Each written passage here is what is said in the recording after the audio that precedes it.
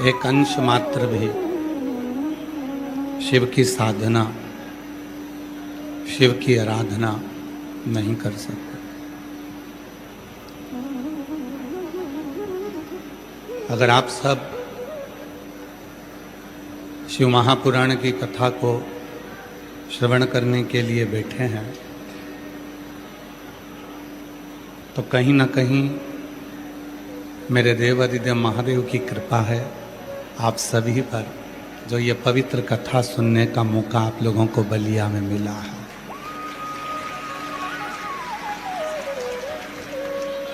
माननीय मंत्री महोदय श्री दयाशंकर सिंह जी को इस व्यासपीठ से बहुत बहुत साधुवाद देते हैं, जो ये पवित्र कथा का दिव्य आयोजन कराकर संपूर्ण क्षेत्रवासियों को भगवान शिव की अविरल भक्ति अधिक मास के पवित्र अवसर पर प्रदान करी है। एक बार माननीय मंत्री जी के लिए जोरदार ताली बजाकर उनके लिए साधुवाद।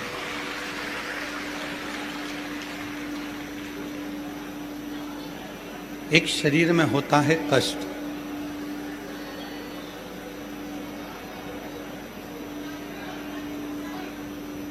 चाहे वो बीमारी का हो, रोग का हो, उस कष्ट को मनुष्य को स्वयं सहना पड़ता है। डॉक्टर दवाई दे देता है,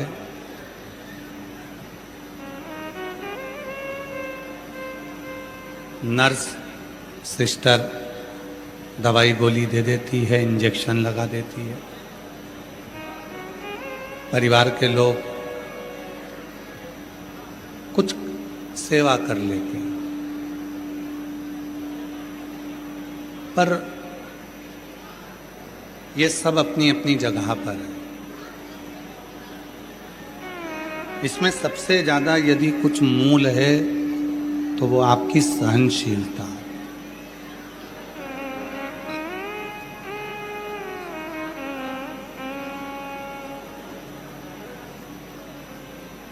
एक कर्ज, दूसरा मर्ज। जब ये दोनों हो जाते हैं तो बहुत जल्दी से नहीं जाते। इनको जाने में, इनको निकलने में थोड़ा समय लगता है।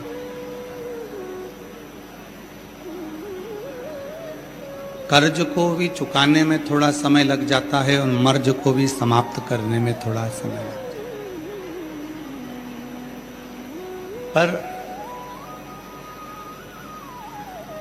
शिव महापुराण की कथा कहती है, भगवान शंकर की कथा कहती है,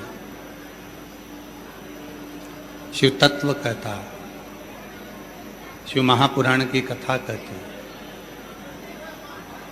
अगर व्यक्ति में अपनी सहनशीलता है और व्यक्ति अपने आप पर भरोसा करता है, विश्वास करता है, दृढ़ी रहता है, शंकर भगवान को एक लोटा जल नित्य चढ़ाता रहता है, तो उस व्यक्ति का कर्ज भी चूकता है और मर्ज भी चूकता है, दोनों चीज।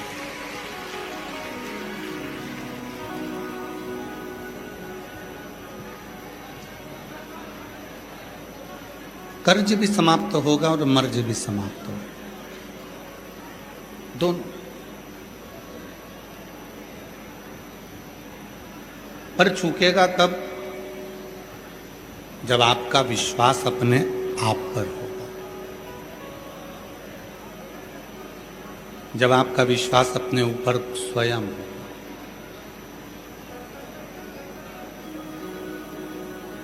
एक बार देवऋषि नारद जी भ्रमण करते करते पृथ्वी के पास गए।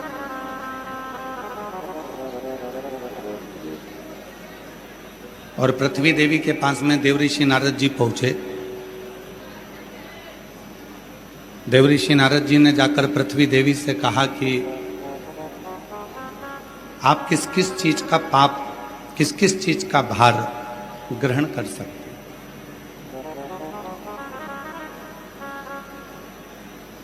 शिव पुराण कहती है ये पृथ्वी सब कुछ झेल सकती है। आपने थूका, आपकी गंदगी को भी झेल रही है। आपने खोदा, उसके दर्द को भी झेल रही है। आपने थोड़ी बहुत खाद वगैरह डाली, गलत गलत चीजें पृथ्वी पर डाली, वो भी झेल रही है।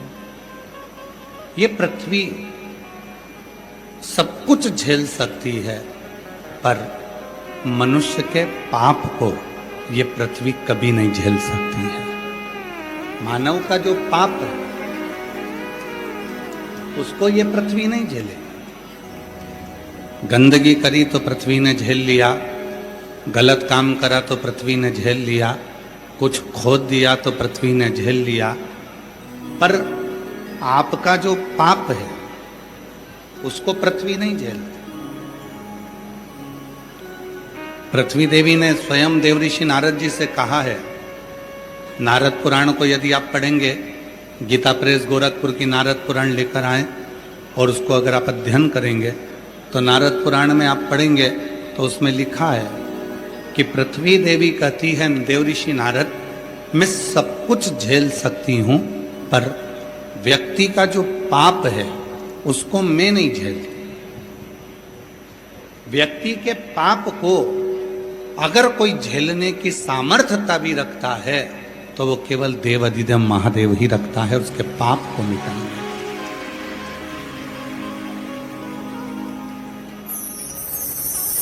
पृथ्वी देवी स्वयं देवऋषि नारद जी से कह रही है।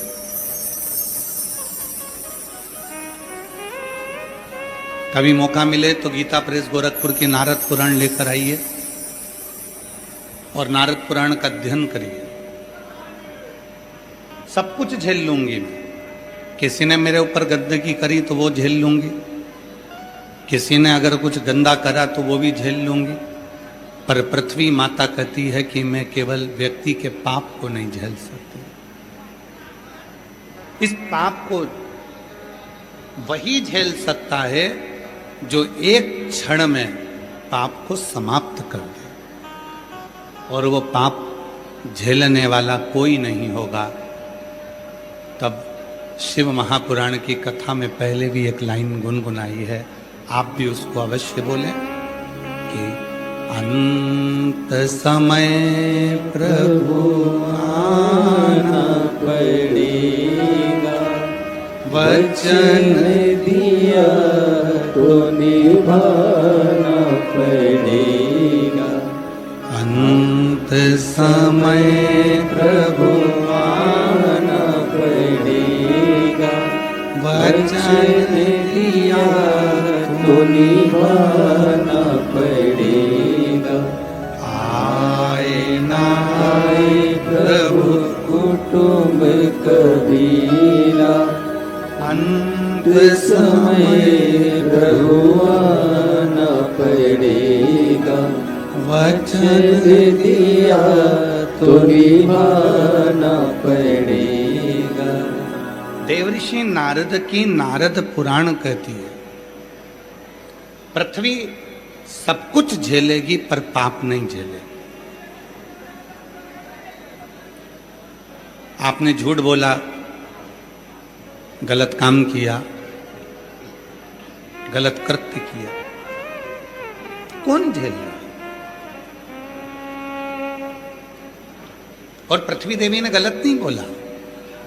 शिव महापुराण के महत्तम में देवराज ब्राह्मण का चरित्र आता है, जो ब्राह्मण होकर रानी के गले का हार चुरा कर लाता है, और वो देवराज नाम का ब्राह्मण एक गलत स्त्री के संग में पड़कर गलत काम कर कर अपने जीवन को बर्बाद कर लेता है। और आखिरी में वही देवराज नाम का ब्राह्मण भगवान शंकर की 2 मिनट की कथा को श्रवण करता है और भगवान शंकर के धाम में कैलाश में चला जाता है। पाप कौन समाप्त करा?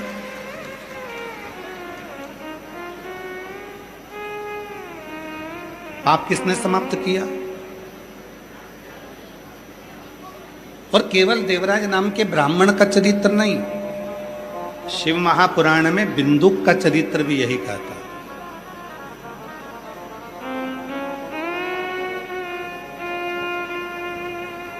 पानी में डूबकर मर गया था, गलत कर्म करता था, गलत करते करता था, व्यसन में डूबा रहता था, पाप कर्म करता था। किसी ने नहीं झेला, पृथ्वी ने भी नहीं झेला। तब आखिरी में उसकी धर्म पत्नी चंचुला देवी भगवान शिव के पास गई और भगवान शंकर की कथा को सुनकर पार्वती जी की सहेली बन गई। कभी कभी बीमारी अगर ज़्यादा भारी होती है, कोई ऐसा एक्सीडेंट हो जाता है जिसमें शरीर बहुत ज़्यादा डैमेज हो जाता है, तो अपने गांव का जो हॉस्पिटल होता है वो उसको नहीं झेलता।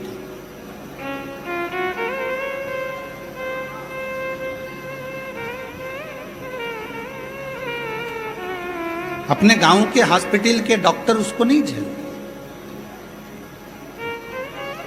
तुरंत लिख के दे देते हैं इसको गोरखपुर ले जाओ, लखनऊ ले जाओ, प्रयागराज ले जाओ, दिल्ली ले जाओ, एम्स में ले जाओ। नहीं झिला।